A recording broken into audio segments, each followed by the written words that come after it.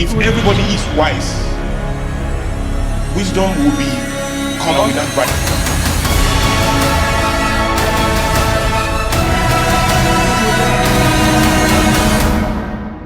Feedback from the future.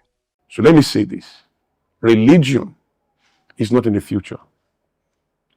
And I say this very humbly. Religion is not in the... Be clear. Faith will grow. Spirituality will expand.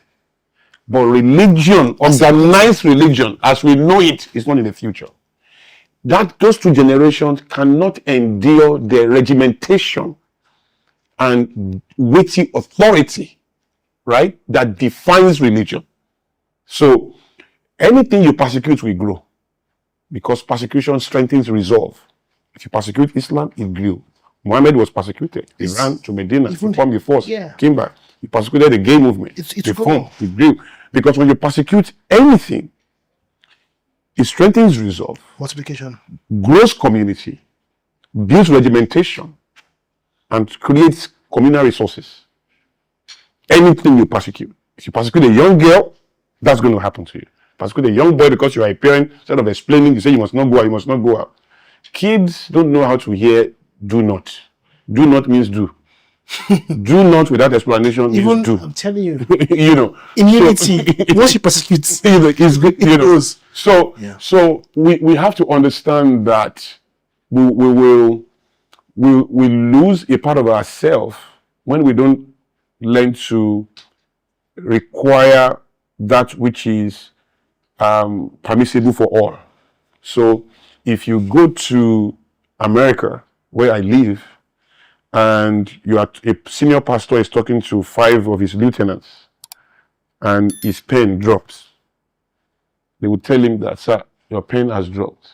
He will pick it himself and pick it up. And he knows it's not disrespect. Everybody is fine. He should pick his pen himself. If you change that environment to Nigeria, and the guy drops his pen, 50 of them will try to pick it for him. Yes. They are doing that because, it's not because they understand the honor of respect. So I walked into my office one day in Lagos. The guy at the reception came to me. I had a sheet of paper in my hand. He wanted to help me take the sheet of paper. I said, I don't need help. Why do you offer unsolicited help? I obviously don't need help. And I know that if you change who is coming in to an old woman with bags and bags on her head, you're going to say, don't let him follow me, right? Because most people are not respectful. They are respecter of persons. Yeah. When you are a respecter of persons, you need to determine the value of the person before you, sensitive to your interest and agenda, before you can unlock your virtue. Yeah. When you are a respectful person, you will share your virtue regardless of who is in front of you, because you are not doing that selective reasoning of choosing what works for your interest.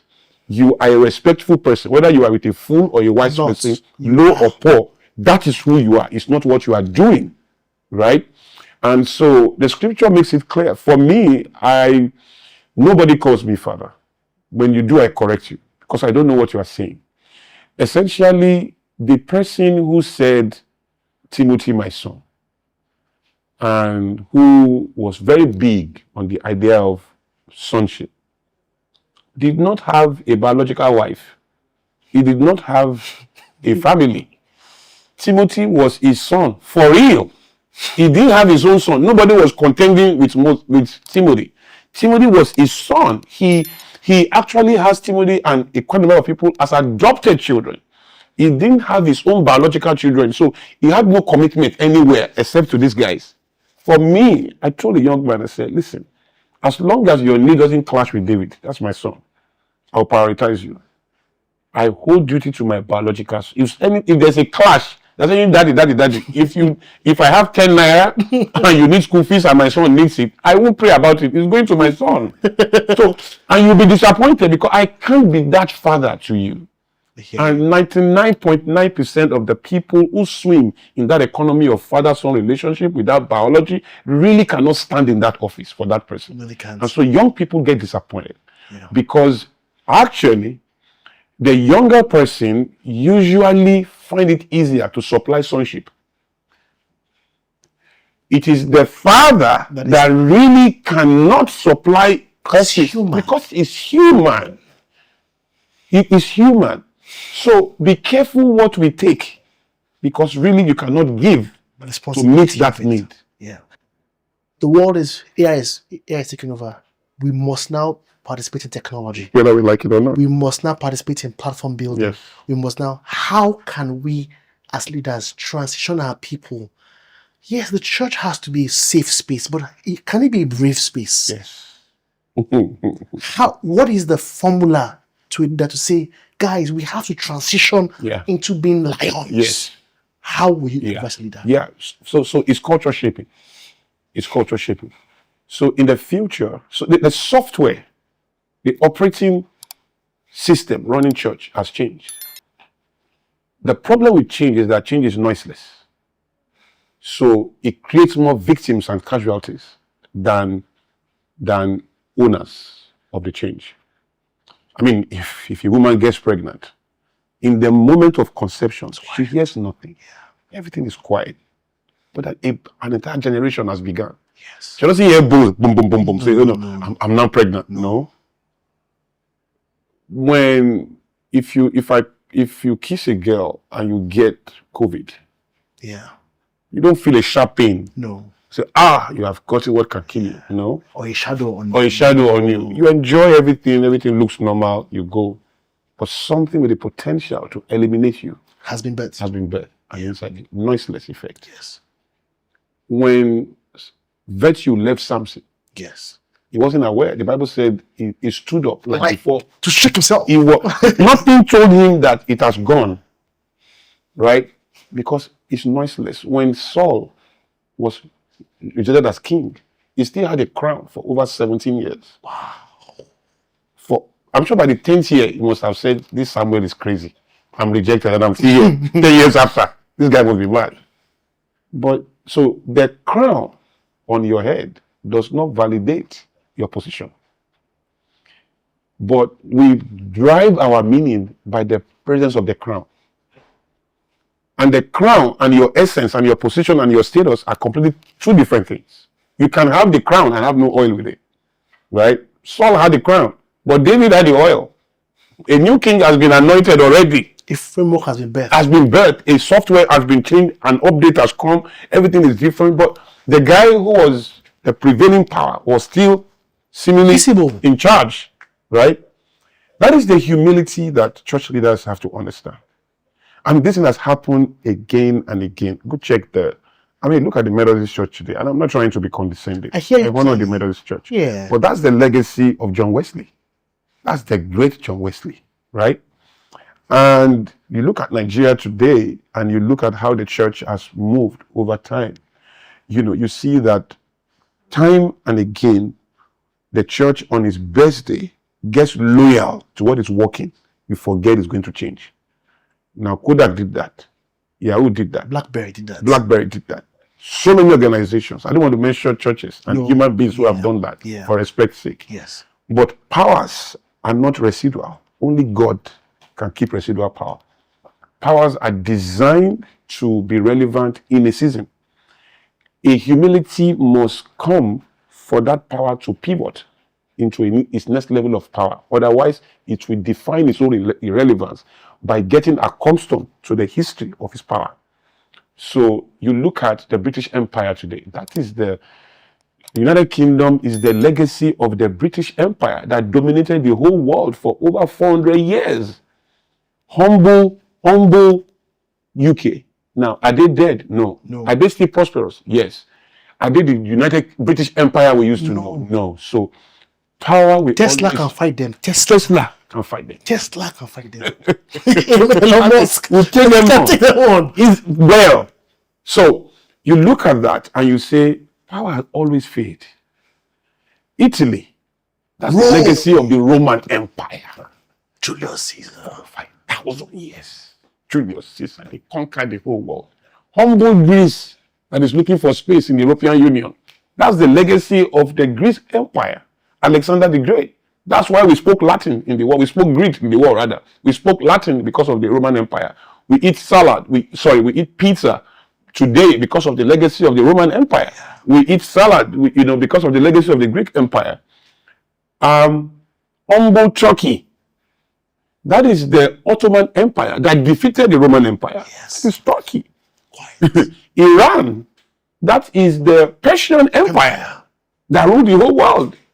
Iraq. That is the Babylonian Empire that ruled the whole world. Daniel and all of that. He bowed. They took Israel into captivity. Nebuchadnezzar. Those were, So the humility has to come. Whether we go to companies or we go to individuals. Across board. Power will fade. Everything created by man has a lifespan. And when that power is connected to God, it still must pivot to get the new programs in God. Otherwise, it will define its own irrelevance, right? So, one of the key change in the future church is the fact that evangelism as we know it has become culture shaping. And I'll break that down. The scripture says that he that rises up early in the morning to bless his neighbor with a loud voice shall receive curses in return. It's humbling. He rose up early. Good intention. Rose up early. Diligence. Bless his neighbor with a loud voice. Because you are doing the right thing at the wrong time. So it's not enough to say we are evangelizing. You can receive curses in return. Culture is culture shaping. And no matter what you are doing, no matter how diligent you are, no matter how anointed you are, once you are not into culture shaping, you are jogging very fast into irrelevance. There is nothing, there's no product, there's no business, there's no religious institution, there's no political party, there's nothing existing today that can find meaning and relevance in the future if it is not prioritizing culture shaping. So, what is culture shaping though? Is how we live, how we love, how we walk, how we play, and how we die. No matter what you are doing, you see, MTV, that's what, Facebook, they are impacting on 1, 2, 3, or 4 of this area. Everything that is dominant in the world today, social media, is either impacting on how we live, or how we love, or how we work, or how we play, or how we die. Disney, cartoons, games, Netflix, agriculture. It must be impacting on that. Whatever you are doing that is not impacting on that is not in the future. But particularly, yes, I call it particularly deliberately. Please, deliberately. But they say that the Bible is about going to heaven. The Bible is about. Is there a necessity to culture shape? Is it a priority? It is more than a priority. But why? So we have only but 80 years on earth. So the idea is that, first of all, the assumption that we are going to heaven is a symposium discussion because of the fact of the marriage of time, space, and matter. You can't be in time and not be in space. And you can't be in space and not be in time. So there's nothing like time. There's nothing like space. There's space-time. Meaning that you can't be in a when, time, and not be in a where. Yes. You can't be in a where and not be in a when. Yes. So when people say you are going to heaven, yes, I say, so where am I now? Because once you define a space for me, it can't be independent. There's no where without a when. There's no when without a where. So you can't separate time and space. That's why the Bible was right when it said you are seated with Christ in the heaven. You are not going to be seated when you die. Once you get born again, you are seated now. So it's a parallel universe. The idea that, and that's a scientific theory, that you can be in more than one place at the same time doing two different things. That's parallel universe. Yes. So right now I'm here with you. I have another universe where I am seated. I have another universe where I'm governing my son's behavior. In this world, I have a universe as a friend. I have a universe as a pastor. I have a universe as an entrepreneur. I have a universe as a thought leader. I have a universe as somebody's son. I have different universes. I play completely different roles with completely different skill sets in all these areas, right? So people have to understand that this is where the game is.